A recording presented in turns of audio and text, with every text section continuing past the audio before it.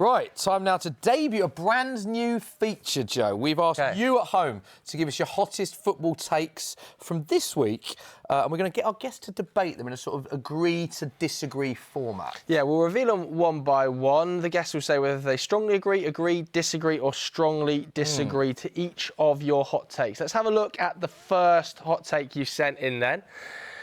Very simply, Moises Caicedo is the best midfielder in the Premier League right now. Dougie straight into disagree.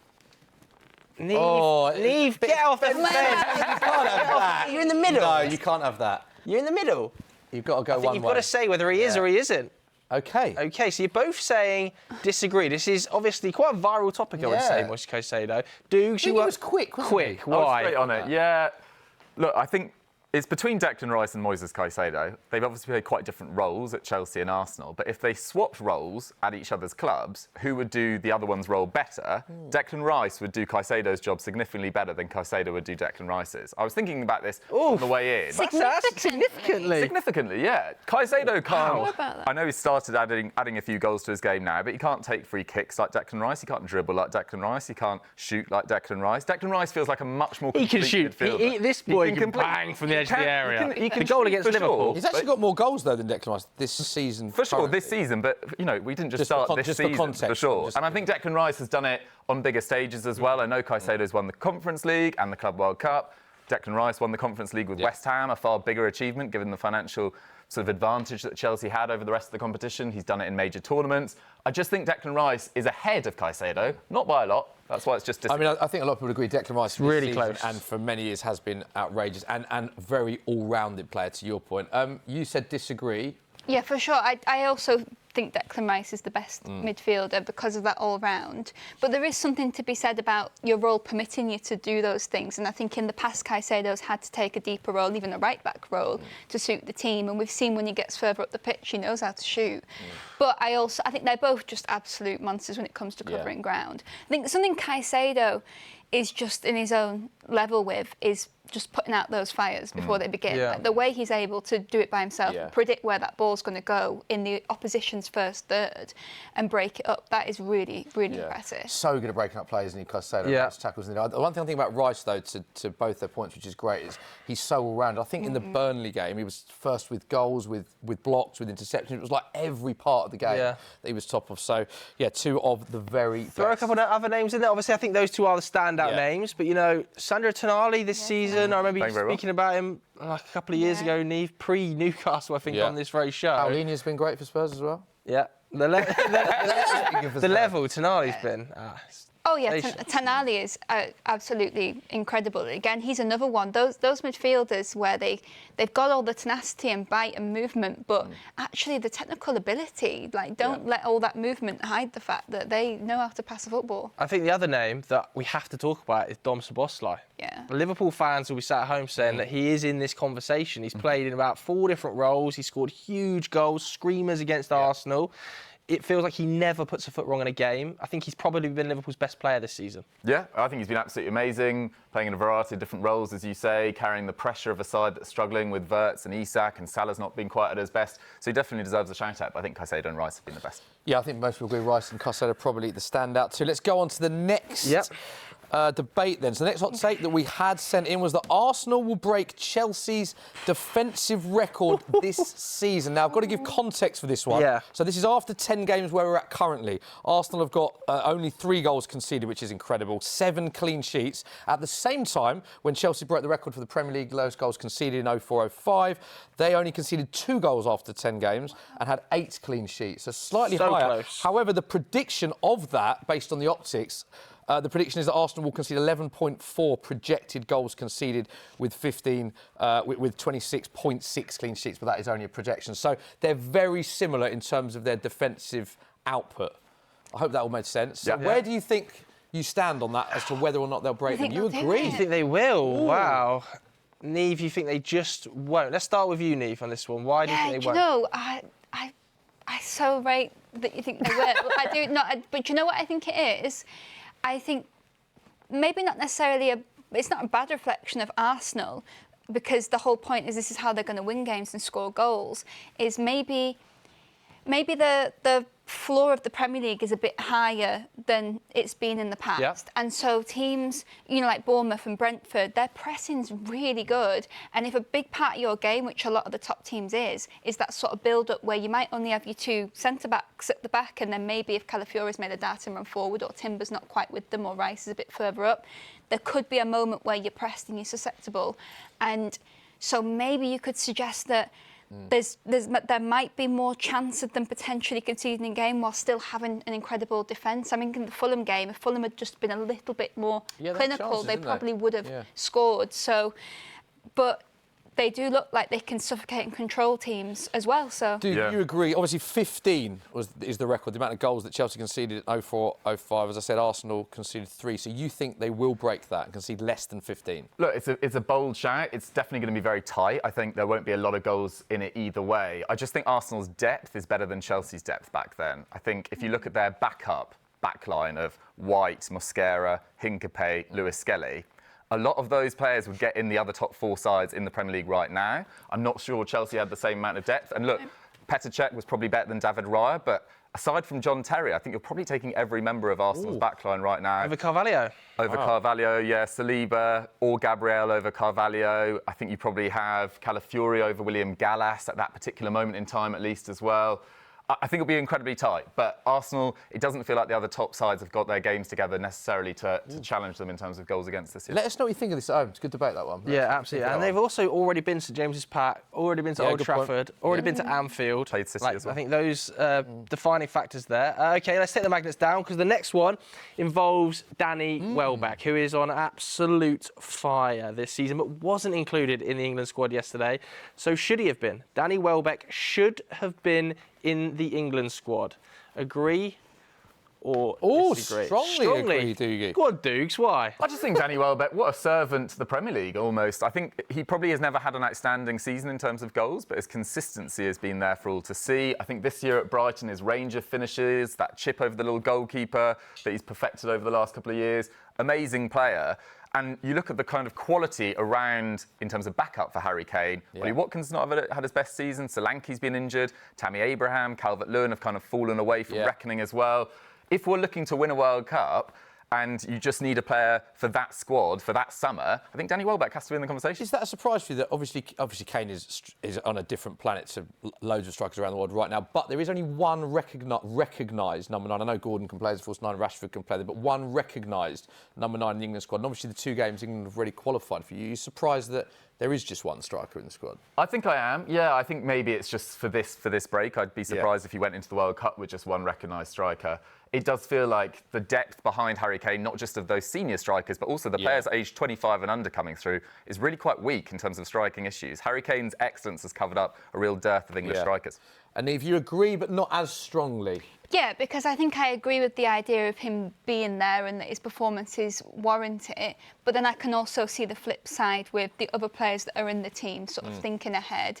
And also you might then put forward the idea that with a professional like Welbeck, getting him into the team, getting him into the group before the tournament, I think he's the sort of player that you wouldn't need to do that. So if it came to it, push came to shove at the World Cup and you thought, do you know what, we ought to get Welbeck in that team, I think this being involved in these games wouldn't make too much of a difference because he's such a professional. Do you think, though, that, we saw Thomas Tuchel yesterday speaking about players not being in squad because they're being outperformed by others. He was talking about Moises Caicedo and midfielders being outperformed by the likes of Adam Wharton and Alex Scott. Fantastic to see Alex in there as well. But is Danny Welbeck not outperforming every other England striker and still not getting a call-up? Well, that would be my point as well. I mean, aside from even in the past, maybe Marcus Rashford and Raheem Sterling, we don't really have that many players that have scored at a consistent level for England. And Danny Welbeck's got close to 20 England goals as well. So I think he has experience of previous camps. As Nieve says, I don't think he'd be a difficult character to introduce. And on the basis of current form, he probably should have been in. Yeah, only Haaland scored more Premier League goals than him this season. Shot conversion rate on fire as well. Yeah, best shot conversion rate in the Premier League, but not been in the England squad since 2018, so it's an interesting one. Let's go to the next one. Dougie, I don't know if Dougie was the one that sent this one in, actually, because it's another Sunderland one. But to be fair to him, if it was him that sent it in, he has got a point with this because he's been on fire, this player. Xhaka was the best signing of the summer window, so we know he's been good, but look at him off the sky. sharp, but off the charts. Really? But there's a lot of players that Good disparity. So let's go. Should we go to Nieve first for this one? Nieve, you disagree with that statement? I think he's been a really, really top signing. But I think where I'd come in with an alternative argument is Sunderland, I mean, they had to do this. They made a lot of signings that are contributing to their success. And so I don't, as much as he's such a core part of why they're doing so well, I also want to give credit to other signings that they have also made, like Alderete, like Mukiele, like Siddiqui. And then beyond that, with other teams, I look at signings like, well, a high-profile signing like Zubamendi, I think that's been incredible. But then also Palhinha as well. Palhinha's been brilliant, yeah. But then I also look at maybe someone like Bournemouth selling Kerkez for what was around 40 million and then replacing him with a player that was around 11 million, Adrian Traffer, who's been really good. If Semenyo was worried about losing Kerkez, he doesn't have to worry anymore. And they've made a pure profit on that, got the next asset and a player that's slotting and is coping just as well as Kerkez. So if you had to pick one of them then as the standout signing, because that's what the statement is, who would you say has been the best signing? Do you know, I think as it stands, the pure dominance and fear that we feel with Arsenal that maybe we've not felt before, I think Zubamendi coming into that team, allowing the freedom of the players around him, also adding goals to his game, he's just been the complete product. If they get over the line and win the title, I really can't look past that. Robbie Lyle said this on week 1, didn't he? He said Arsenal win the league and Zubamendi would player of the season. That was the words of Robbie Lyle. But you couldn't be more strongly agreeing based on the placement of yourself there, Dougie. Yeah, I think Zubamendi's been amazing. I think Truffaut's been amazing. But Granit Xhaka, the impact at Sunderland, and you right to point out the other signings that arrived, but I don't think we sign a Mukiele. I don't think we sign a Brobby or a Getroida, who we haven't even seen that much of, unless Xhaka arrives. And to have had the impact that he has, he's almost, for a player of his ability, kind of completed football. I'm not sure he was ever going to play for a Real Madrid or Barcelona, but he's captained Arsenal. He's got 100 caps for Switzerland. He's won a league title completely unbeaten. He's won a cup in that season as well. And now he's joined at Sunderland, completed over 100 more passes than any other Sunderland player, created double the amount of chances, got the same amount of goals and assists as Ekitike, Gyökeres, players that are being, and Voltemada as well, players that are giving so much credit. I think he has been the key player of the most exciting story in English football right now. Sunderland 4th in the league, above Truffaut's Bournemouth. It's hard, you know, it's come with a lot of stats. There's hard to disagree with Dougie there, isn't it? Yeah, I mean, I like Ekitike. I just think Ekitike is like maybe the most exciting, I think, so far. But I understand by their own standards. The Xhaka deal. All right, let's take those down. Let's do the next one, because this one really is sort of breaking news, isn't it, around the Rob Edwards potential move to Wolves. So this was sent in as Rob Edwards would keep Wolves in the Premier League. And there is a bit of breaking news on this because Middlesbrough have stood Rob Edwards down from taking today's home game against Birmingham City amid that interest from Wolves. So he won't be in the dugout today, but would he keep Wolves in the league if he was to go to Molineux? Oh. Both in the strongly disagree category. Now, is this more of a comment on Wolves' form and situation than Rob Edwards as a manager? Because we think he's doing a great job at Middlesbrough and is a really high-level manager, right? Yeah, absolutely. I mean, this is the second year in a row that Wolves have got off to a terrible start. You look at the standard of promoted sides this year, significantly better than the last few years, playing much more sort of promoted football style, if that makes sense, not playing out from the back to the same extent. Someone has to go down this year of the established teams, you'd have thought, with the way Sunderland in particular have started, but Leeds and Burnley have impressed as well. You look at the quality that Wolves have lost over the last few years. So many top players, Aït-Nouri, Cunha in the summer as well. It's nothing against Rob Edwards, and I can understand why he'd want to go back to Wolves, being a former player there, and another opportunity to manage in the Premier League. But I just don't think that squad is good enough. Would you go back? Would you swap Middlesbrough, who are now currently competing at the top end of the Championship? You know, they're pushing for promotion. I'm sure the fans aren't happy with this situation. To go to Wolves, who it looks at this stage like they are probably the strongest contender to drop out of the league. Yeah, and also I think the way that some managers speak about Wolves and speak about their experience, about the way they work with recruitment and selling players, you don't really look at Wolves as a club you'd want to go to for a particularly long-term amount of time. I think this has been a long time coming. I mean, last season they got quite fortunate, and yet their team is less good than last season. Every season I feel like Wolves are just really pushing it with that squad, with the depth, with the quality of player, and just giving the manager too much to do. And I think that they've just gone that one step too far. Yeah, although Rob Edwards, would you have to say, like, his record, sensation, particularly in that second tier, obviously getting Luton promoted, the job he's currently done at Borough, having them in and amongst the automatic places. First half of the season with Luton as well, they were very competitive. So good luck to him if he does. Yeah, absolutely. I think he's done a brilliant job in a lot of areas. So it'll be interesting to see how that one unfolds. We can go to the next one now. This is another hot take that's come in, so let's have a look at it. It is Bradley and Robbo should start over Frimpong and Kerkez. Ooh. Where do you sit on the board? The two new signings versus no time for You give me no choice but to be on the fence of something like this. No, because I'm sorry, but this is different fullbacks for different needs. Well, exactly. Well, we can talk about it. OK, Dougie, strongly agree. I think it's right. I think it's just about what they need right now. This is not saying that Kerkez and Frimpong can't work at Liverpool, although I do have my doubts about Frimpong working in a back four, given the role he played at Bayer Leverkusen and the role he's played when he has been used for the Netherlands as well. But right now, Liverpool probably should return to the formula that got them the league title last year by a distance as well. I think Kerkez, the role of inverting just doesn't suit Kerkez at the moment. He's an overlapping fullback. That's what he shone with at Bournemouth across those 2 seasons there.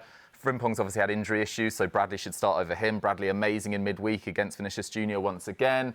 I just think right now it makes the most sense. I'm not saying the signings can't work, but for right now, it's got to be Robbo. Yeah, Do you think as well that I personally think Van Dijk looks a whole different level? Obviously, he's one of the best centre-backs in the history of the game, but when Robertson's outside him so far this season, he looks so much more composed and calm, and that elevates Liverpool's game, it feels a little bit, when Van Dijk's at his absolute pinnacle. Yeah, no, absolutely, because, no, I agree, probably right now in this moment. And to be fair, they could probably do with having it be a little bit more solid, whilst there's so much difference. So obviously you're in the middle there. Can I ask you why that is? That based on the opposition, based on the part of the season? Are you sort of depending on opposition and?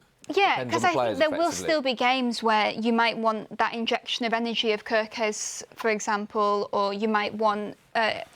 Maybe Conor Bradley, I think he's so solid, really good defender. However, and when he does make great runs moving forward, but maybe when the actual quality on the ball and picking out those sort of more creative passes, maybe you'd pick Frimpong. So I do think it depends on the opposition that you play. It's an interesting one, because they've obviously spent quite a lot of money on these players, like Kerkez and Frimpong as fullbacks, coming into a situation like Liverpool, who are coming off the back of a league title. Do you think the pressure is affecting the situation a little bit of being?